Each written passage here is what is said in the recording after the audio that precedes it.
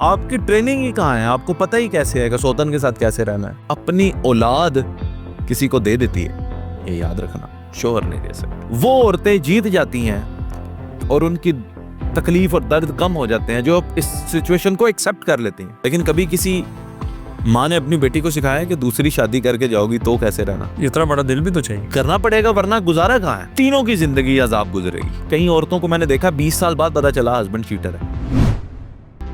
नई नई लड़कियां, नई नई औरतें, उनको गिफ्ट्स, घर बच्चे रो रहे हैं, उनकी पता कोई नहीं, अपनी बीवी किस हालत में गुजर रही है उनको पता कोई नहीं। तो ये आदत है।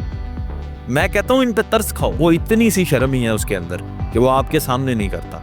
जिस दिन आपने पकड़ लिया उस दिन के बाद आपके सामने करेगा, आप कुछ नहीं कर सके। अपनी बीवी के होते हुए इस तरह के गलत एक्टिविटीज में इन्वॉल्व है, एक्स्ट्रा मैरिटल अफेयर, उसके अंदर कहाँ है गैरत? शर्म कहाँ है उसके अंदर? वो बस पर्दा ही था, वो आपने उठा दिया, अब वो बेशर्म सामने बैठ जाए। दोनों एवरेज ले लें, आजकल इंसान की 60-70 साल जिंदगी है, 56 साल की अब आप हो गए हैं, 4 साल बाकी हैं। उनसे को मैं दूसरी शादी करनी है या छड़ के बचिया ना क्यों जुल्म करते? आसिफ साहब, वो औरत क्या करे जिसके शौहर ने दूसरी शादी कर ली हो? वो कैसे गुजारा करे? और उस औरत के बारे में भी बताएं जिसका शौहर बाहर मुंह मारता हो, वो उसके साथ रहे भी या उसको छोड़ दे। अच्छा नरोज साहब, दोनों ही बड़े अहम सवाल है। सबसे पहले कि शादी अगर कर ले शोहर, अगर शादी कर ले शोहर, तो आप कह रहे हैं कि बीवी कैसे सरवाइव करे? ये दोनों के लिए बहुत बड़ा एक मसला होता है, पहली के लिए भी, दूसरी के लिए भी, दोनों के लिए। लोगों को ये लगता है, और दूसरी को भी या शोहर को भी ये लगता होगा, ये तो चलें इस एक्सेप्टेंस के साथ आई है ना, इस माइंडसेट के साथ आई है कि मेरी दूसरी शादी है। लेकिन ऐसा होता नहीं है। ज्यादातर केसेस में उसकी औरत की तो पहली होती है। और फिर कोई भी शादी सौतन वाली शादी तो नहीं होती जो नॉर्मल शादियां होती। जी जी। तो आपकी ट्रेनिंग ही कहाँ है? आपको पता ही कैसे है कि सौतन के साथ कैसे रहना है? बिल्कुल सही। पहले तो सास और नंद के साथ रहना ही इम्तिहान होता है सौतन के साथ। अच्छा, अब इसके अंदर मैं सिंपली आपको बता दूं, दोनों खवातीन जो हैं ये बात नोट कर लें कि दूसरी जो है उसके लिए भी आजमाइश है, पहली जो है उसके लिए भी आजमाइश है।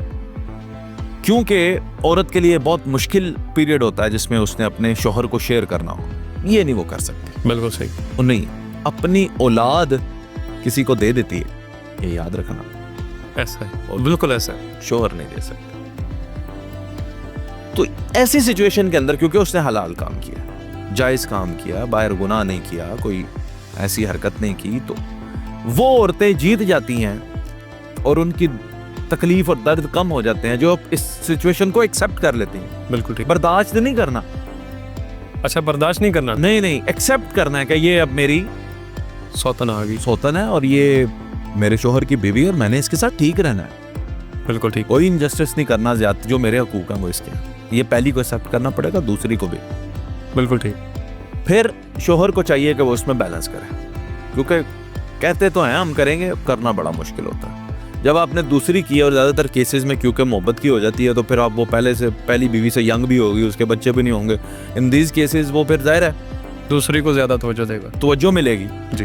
तो आपने बैलेंस करना है। जब आप बैलेंस करेंगे ऑटोमेटिकली फिर दोनों को समझ आ जाएगी कि नहीं, हमने सीधे तरीके से रहना है तो ही गुजारा होना, वरना गुजारा नहीं होना। और इसके अंदर ये भी याद रहे कि जो दूसरी बीवी आ रही है वो ये सोच ले और समझ ले कि शादी पहले ही एक बहुत बड़ा एडवेंचर है, उसके अंदर बहुत नई चीजें, आपको अनएक्सपेक्टेड चीजें मिलती हैं, और फिर आप दूसरी दुल्हन बन के जा रही हैं। ये इसके लिए एक्स्ट्रा मेंटली आपको प्रिपेयर होना पड़ता है। आपको पता है जब शादियां होती हैं तो माएँ बच्चियों को पहले से कुकिंग सिखाना शुरू कर देती हैं। तुम सास की ये बात ऐसे सुनना, तुम इतने बजे उठना, तुम उनके बाद सोना, उनसे पहले उठना, मतलब ये रिवायती तौर पे चीजें सिखाई जाती हैं। जी जी। लेकिन कभी किसी माँ ने अपनी बेटी को सिखाया कि दूसरी शादी करके जाओगी तो कैसे रहना?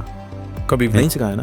तो इसके लिए एक्स्ट्रा ट्रेनिंग है। वो ट्रेनिंग है बर्दाश्त की ट्रेनिंग, वो ट्रेनिंग है अपने हस्बैंड को एजुकेट करने की ट्रेनिंग, कि उसका ऑटोमेटिकली अगर फोकस आपकी तरफ ज्यादा हो भी रहा है तो आप तरकीब करें, बैलेंस करें। इतना बड़ा दिल भी तो चाहिए। करना पड़ेगा, वरना गुजारा कहाँ है? बिल्कुल। तीनों की जिंदगी अजाब गुजरेगी। बिल्कुल। अकेली पहली बीवी की जिंदगी खराब नहीं होगी, बल्कि ये याद रखें कि पूरा खानदान पहली बीवी को सपोर्ट करेगा, क्योंकि उसके बच्चे होंगे, उधर सेट होगी, उसके सास ससुर भी उसकी सपोर्ट में आ जाएंगे।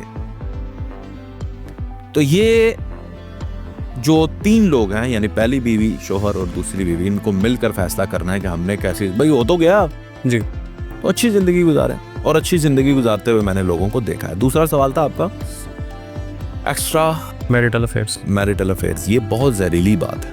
इसमें औरत जो है वो नफ्सियाती मरीज बन जाती है, बल्कि मैं कहता हूँ कि साइकिक पेशेंट बन जाती है। बिल्कुल।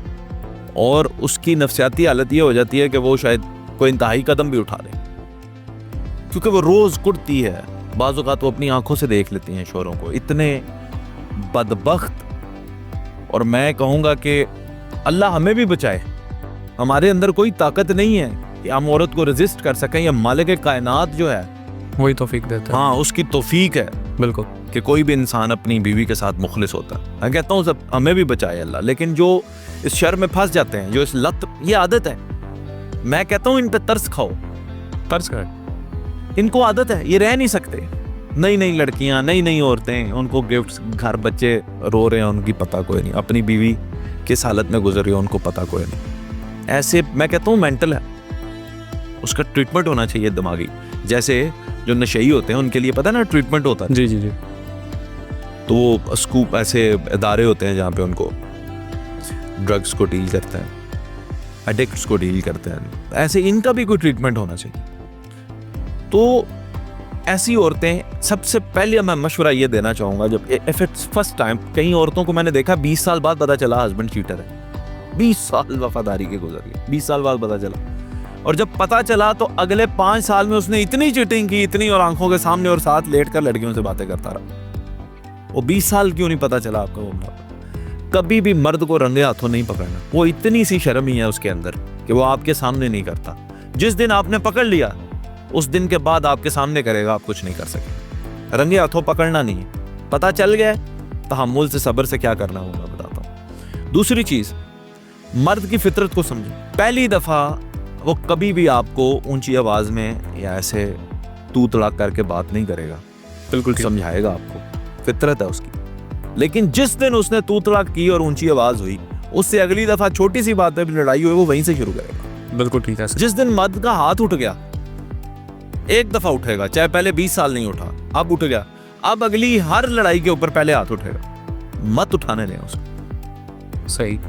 इन चीजों को समझे, उसकी फितरत को समझे। उसे रंगे हाथों नहीं पकड़ना। जब वो ऐसे काम करता है, रंगे हाथों नहीं पकड़ना। आहिस्ता आहिस्ता उसको एहसास दिलाना है, उसके मोहतरम रिश्तों को इन्वॉल्व करके, जो जिनकी वो बात मानता है। सही। मतलब मेरी बेगम को पता है मैं किन की बात मानता हूँ। कभी जिंदगी में मुझसे कोई काम उसने जबरदस्ती भी करवाना हो ना, तो मैं उसे इस वीडियो में भी पैगाम दे रहा हूँ, वही रास्ता है। जिस चीज के लिए मैंने डेड एंड करना ना होगी, नहीं करना। सही। अगर वो एक शख्स है ऐसा, वो मुझे कह दे, मैं मान जाऊँ। बिल्कुल ठीक। मतलब है वो मुझे कह दे भाई ये हम मुच्छा लगा दे, मैं लगा दिया, आप इतना मानेंगे? मानता हूँ। हर बंदे की जिंदगी में होता है, वो बंदा तलाश करें, उनके साथ तरीके से उनको बताएं कि इसको सही करना है। डायरेक्ट आपने नहीं उसके साथ, वरना ये पर्दा खत्म हो जाएगा। यानी अगर वो रंगे हाथों पकड़ेगी, वो मर्द अपनी तजलील को डिफेंड करने के चक्कर में वो तजलील को नहीं, फिर भाई बात पता है क्या है, मैं इतने सख्त अल्फाज नहीं, उसके अंदर गैरत का मादा तो पहले कोई नहीं है ना। जो गलत काम कर रहा है, बेहयाई का काम कर रहा है, जी जी, अपनी बीवी के होते हुए वो इस तरह के गलत एक्टिविटीज में इन्वॉल्व है, एक्स्ट्रा मैरिटल अफेयर में, उसके अंदर कहाँ है गैरत, शर्म कहाँ है उसके अंदर? वो बस पर्दा ही था, वो आपने उठा दिया, वो बेशर्म सामने बैठ जाएगा। ना करें।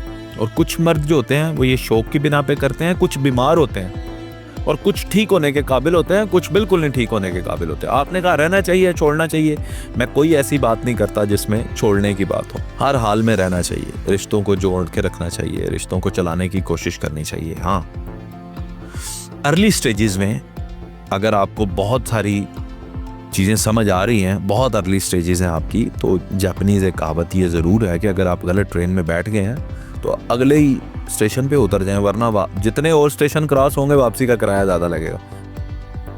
ये मैं अर्ली स्टेजेस की बात। सही। ठीक है, आपकी मतलब मंगनी हुई है किसी से, आपको पता चल गया कि यार वो बंदा, ठीक है, आप एक्शन ले सकते हैं। लेकिन अब आपके बच्चे हो गए हैं, अब आपने आधी ज़िंदगी गुजार दी है, मतलब एवरी ले लें, आजकल इंसान की 60-70 साल ज़िंदगी है, 56 साल की अब आप हो गए हैं, 4 साल बाकी हैं तो उनसे को मैं दूसरी शादी करनी है या छड़ के बच्चियां ना क्यों जुल्म करते।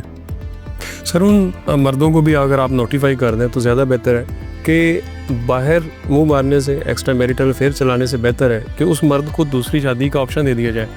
क्योंकि बहुत सारे मर्द जब दूसरी शादी का नाम लेते हैं, घर में औरतें वो नहीं करेंगे, फसाद डाल देते दूसरी भी होगी तो उस पर भी चीट करेंगे। ये नशा है नरोज खान साहब, ये आदत है, औरत की आदत जिसको लग जाती है आप नहीं सोच सकते। ये टिकटॉक की लड़कियों के पीछे जाते हैं, उनको अच्छे अच्छे मैसेज करते हैं तुम्हें मैं गिफ्ट भेजूंगा, ये जो इतने लाखों करोड़ों के ये जो शेयर लगते हैं और ये गिफ्ट ये कौन देते हैं, यही ठरकी हैं। सही, ठीक है, ये इंस्टाग्राम पे लड़कियों को स्टॉक करते हैं, ये पता नहीं किधर किधर कोई मिल जाए। ये शादी से भी संभलने वाले नहीं है। शादी is not the solution for them. सही सर। और मैं आपको एक और मज़े की बात बताऊं, बल्कि हैरत की, बल्कि अफसोस की, कि ये लोग क्योंकि इन एक्टिविटीज़ में इन्वॉल्व होते हैं फिर ये मज़हब से, दीन से भी दूर होते हैं। मज़हब से भी जाहिर है, एक प्रैक्टिसिंग मुस्लिम जो है वो नहीं पढ़ता, बिल्कुल नहीं पढ़ता, पढ़ ही नहीं सकता। इसीलिए तो मैं कहता हूँ कि नमाज बहुत सारी चीज़ों से बचाती है। वो नहीं दिल करता, नहीं समझ आती, टकरे ही मार लिया करो, नमाज पढ़ा करो। सबसे बड़ा हाउ 5 वक्त जो आना है आपने अपने अल्लाह के सामने, किस मुंह के साथ आओगे अगर इतने ही ऐब होंगे तुम्हारे। बिल्कुल सही, यहाँ ऐब ख़त्म हो जाएंगे। हाँ, आपके पीछे भी मैं लगा हूँ सर। मेरा तो अल्हम्दुलिल्लाह कोई अफेयर नहीं, नहीं, नमाज की बात है। इंशाल्लाह सर नमाज पढ़ो। Thank you. Thank you sir.